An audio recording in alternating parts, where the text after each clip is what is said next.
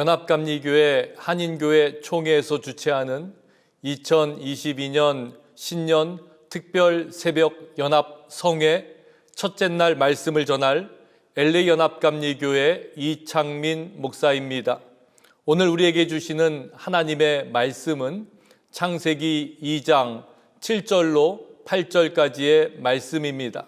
여호와 하나님이 땅에 흙으로 사람을 지으시고 생기를 그 코에 불어 넣으시니 사람이 생명이 되니라.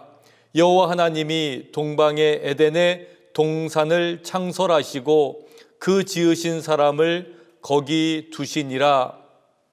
미 전역에 있는 한인연합감리교회들이 마음을 모아 기도로 한 해를 여는 2022년 신년특별 새벽 연합성회의 첫째 날을 맞아 바람이 불면이라는 제목으로 하나님의 말씀을 나누려고 합니다. 2021년은 코비드-19으로 인해서 모든 것이 불확실한 가운데 시작되었던 한 해였습니다. 그런 어수선함 속에서 한 해를 마무리하고 이제 새해를 맞이하게 됩니다. 그런 한 해였지만 돌아보면 모든 것이 하나님의 은혜였다고 고백할 수밖에 없습니다. 아쉬운 것도 많고 부족했던 것도 많은 한 해였지만 은혜와 감사의 마음으로 한 해를 매듭짓는 우리에게 하나님은 2022년도라는 새해를 선물로 주셨습니다. 이 한 해를 살아내야 할 마음의 부담감이 크기에 우리는 마음의 매무새를 가다듬고 겸손히 주어진 시간의 흐름 속에 우리의 몸과 마음을 맡길 때입니다. 새해가 되면 제 머릿속에 떠오르는 시가 한 편 있습니다. 반칠환이라는 분이 쓴 시입니다. 시인은 동물들이 달리기 하는 모습을 노래합니다. 황새는 날아서, 말은 뛰어서, 거북이는 걸어서, 달팽이는 기어서, 굼벵이는 굴렀는데 시인은 우리의 상상력을 자극합니다. 황새는 맵시 좋게 날아갑니다. 말은 먼지를 풀풀 내며 달려갔습니다. 거북이는 느리지만 꾸준하게 걸었습니다. 달팽이는 무거운 집을 메고 땀을 뻘뻘 흘리면서 기었고 굼벵이도 뒤질세라 대굴대굴 굴러서 결승점을 향해 나아갑니다. 누가 이겼을까 궁금해하는 우리에게 시인은 그 달리기의 결과를 이렇게 발표합니다. 한날 한시 새해 첫날에 도착했다. 시인은 조금이라도 더 빨리 목표 지점에 도착해야 승리한다는 기존의 달리기 질서를 뒤집어 버렸습니다. 대신에 시간의 흐름 속에서 길을 쓰고 조금이라도 앞장서겠다고 달렸던 우리들의 분주한 삶을 돌아보게 만듭니다. 날고 기면서 달렸던 사람도, 조금은 느릿느릿 걸었던 사람도, 무거운 짐을 지고 어쩔 수 없이 기어야 했던 사람도, 대굴대굴 구르며 살아야 했던 이들에게도 주어진 시간은 공평했다고 말해주고 있습니다. 그런데 시인은 더 놀라운 사실 하나를 마지막 줄에 붙입니다. 바위는 앉은 채로 도착해 있었다. 그리고 시인은 이 시에 이런 제목을 붙였습니다. 새해 첫 기적이라는 제목입니다. 그렇습니다. 오늘 우리 모두가 2022년이라는 새해를 맞을 수 있다는 것이야말로 기적 중에 기적이라고 할 수 있습니다. 건강한 사람이든 그렇지 못한 사람이든 돈이 많은 사람이든 가난한 사람이든 미국에 산 지 오래된 사람이든 그렇지 못한 사람이든 2022년이라는 이 한 해는 우리 모두에게 공평하게 주어져 있습니다. 이것이야말로 올 한 해 우리가 시작하면서 우리에게 주어진 새해 첫 기적이라고 할 수 있습니다. 우리에게 주어진 과제는 우리 모두에게 공평하게 주어진 시간을 얼마나 소중하게 사용하는가입니다.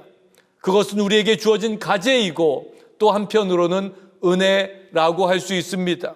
몇 년 전 새해를 맞으면서 한국의 대표적 지성인으로 알려져 있는 전 문화부 장관 이어령 교수가 한 강연회에서 이런 이야기를 전했습니다.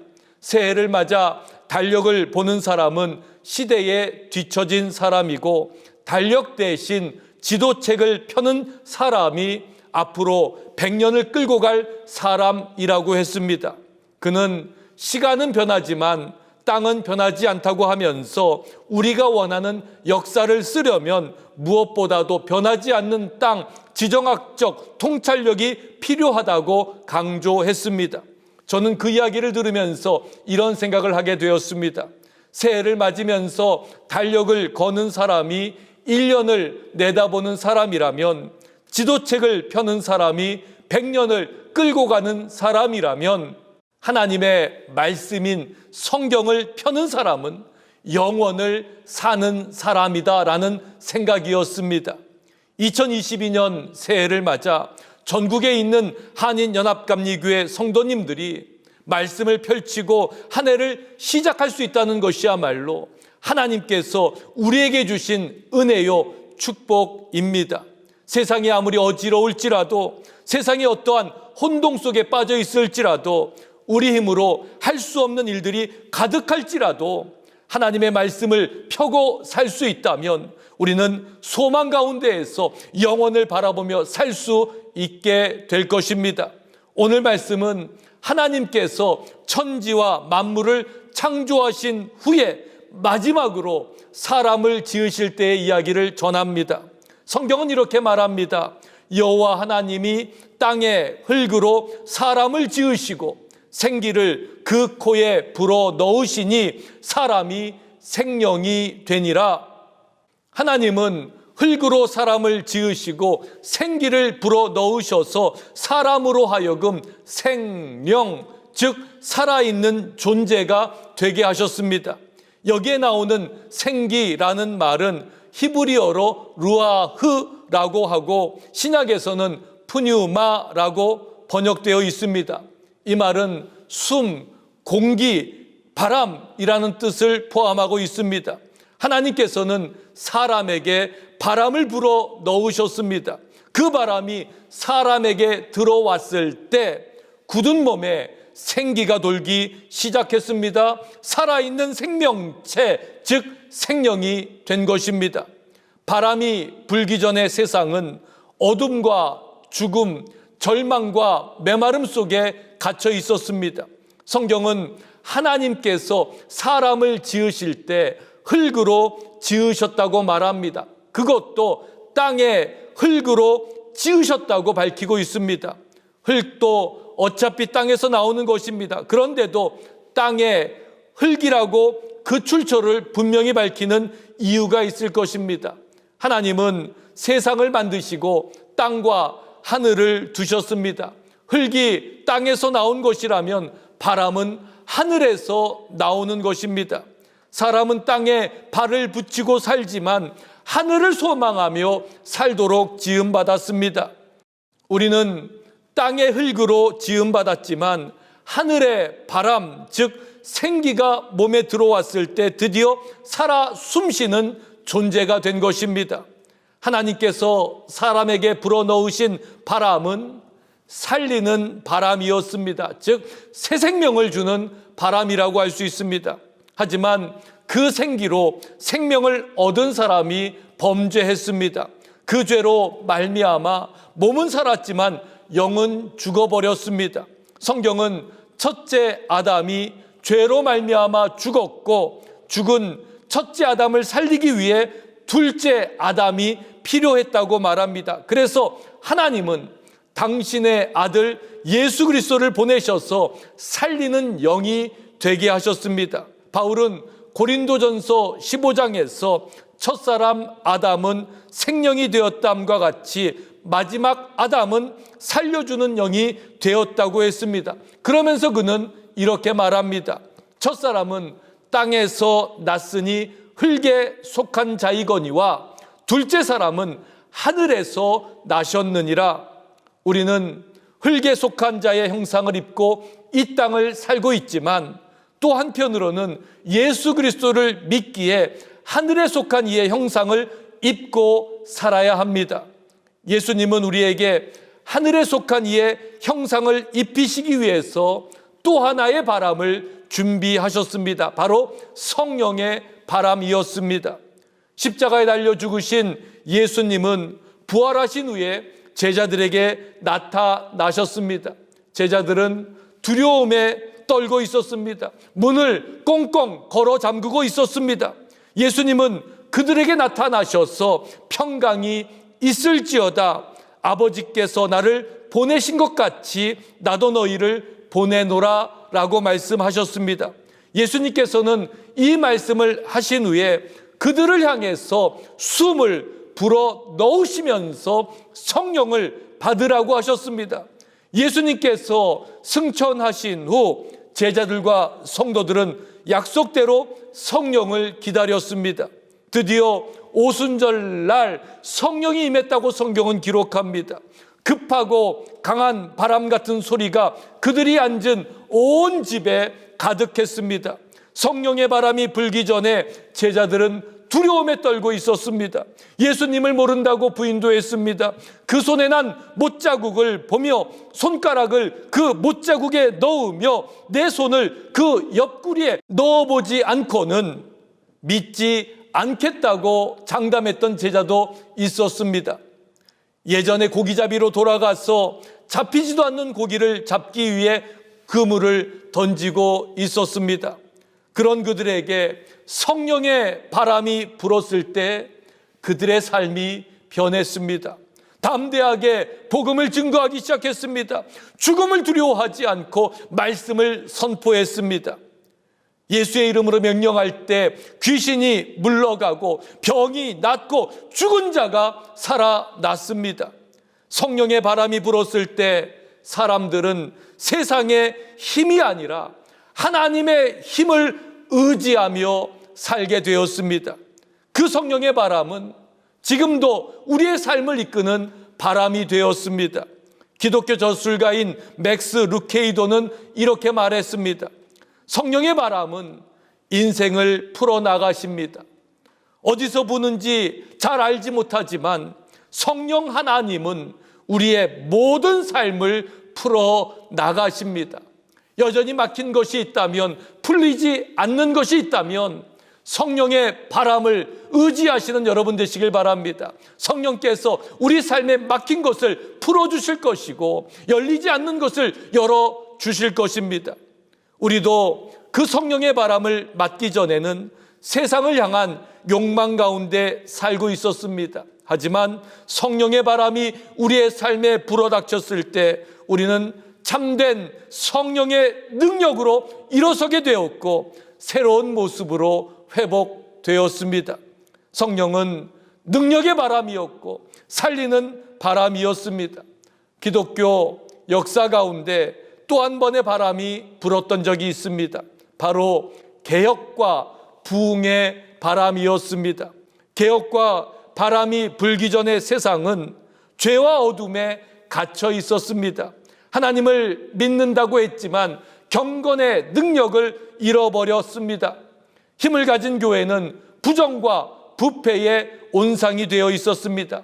1517년 마틴 루터가 면죄부 판매를 비롯한 가톨릭의 부패를 고발하는 95개 조항의 반박문을 발표했을 때 종교 개혁의 바람이 불기 시작했습니다.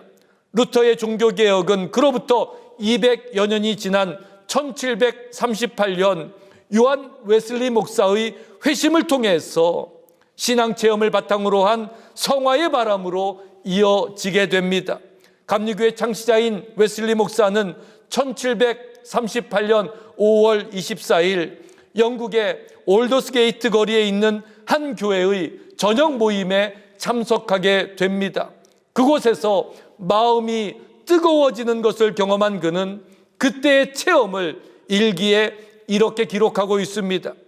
그날 저녁 나는 올더스게이트에서 열린 모임에 망설이면서 참석하였는데 그곳에서 어떤 사람이 루터의 로마서 강의 서문을 읽고 있었다.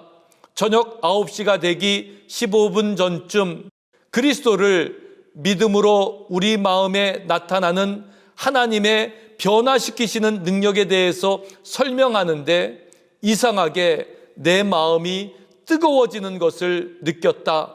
내가 그리스도를 진심으로 믿고 그리스도를 믿음으로 구원을 받으며 나 같은 죄인에게도 구원의 확신을 주시고 죄와 사망의 율법에서 나를 구원해 주신다는 것을 느낄 수 있었다. 이날 마음을 뜨겁게 하는 성령의 바람을 통해 웨슬리의 신학과 감리교회의 정신이 태동하게 되었습니다.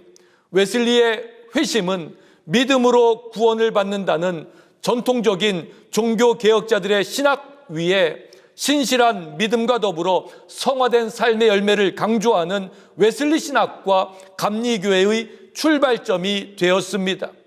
웨슬리의 체험을 통한 경건과 부흥 운동을 시작으로 17세기 이후 기독교의 부흥 운동은 전 세계로 확산되었습니다. 웨일즈 부흥 운동을 필두로 영국과 미국의 부흥 운동이 뒤를 이었습니다. 20세기 들어서면서 아주사 오순절 부흥 운동, 1907년 평양 대부흥 운동으로까지 이어졌습니다. 그 부흥의 바람은 아시아를 지나 남미, 아프리카로 계속해서 불기 시작했습니다. 이런 부흥의 바람이 불기 전에 세상은 죄와 어두움으로 덮여 있었습니다. 그러기에 부흥의 바람이 불었을 때 가장 먼저 일어났던 것이 회개였음을 기억해야 합니다. 1907년 평양 대부흥의 시작은 1903년 감리교 선교사였던 하디 선교사를 중심으로 원산에서 일어났던 회개 운동임을 우리는 잘 알고 있습니다. 생명의 바람이 불기 전에 세상은 혼돈과 무질서, 메마름과 죽음이었습니다. 그곳에 하나님께서 생명의 바람을 불어넣으시자 생명이 되었습니다. 성령의 바람이 불기 전에 세상은 두려움과 의심으로 가득했습니다. 하지만 성령의 바람이 불었을 때 담대한 믿음의 선포와 복음의 능력으로 제자들은 세상을 향해 담대히 나아갈 수 있었습니다.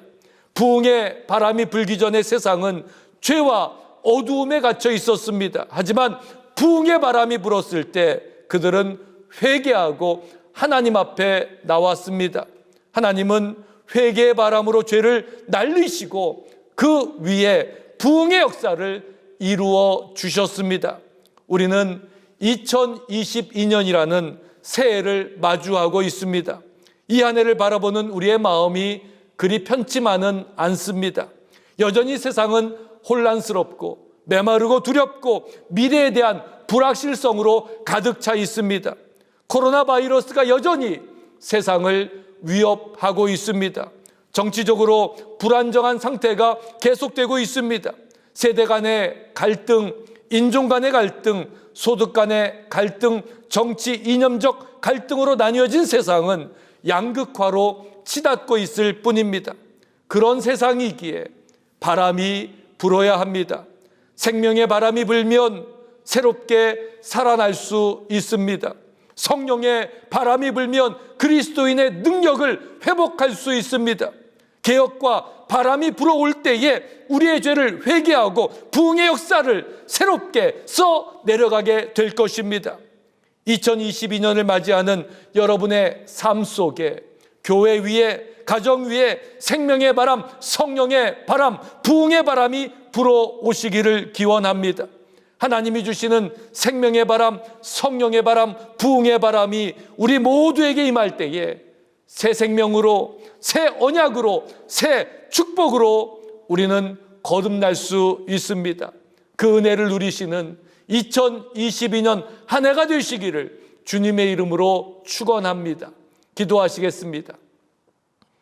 어둠과 절망, 죄와 죽음이 가득한 인생에 생명의 바람, 성령의 바람, 부흥의 바람을 일으키셔서 새 생명, 새 언약, 새 축복으로 인도하시니 감사합니다. 주님의 인도하심을 따라 2022년 새해를 허락하셨사오니 이 한 해 하나님이 불러일으키시는 바람을 따라 사는 인생 되게 하여 주시옵소서. 참 생명이 되시는 예수 그리스도의 이름으로 기도 올리옵나이다. 아멘.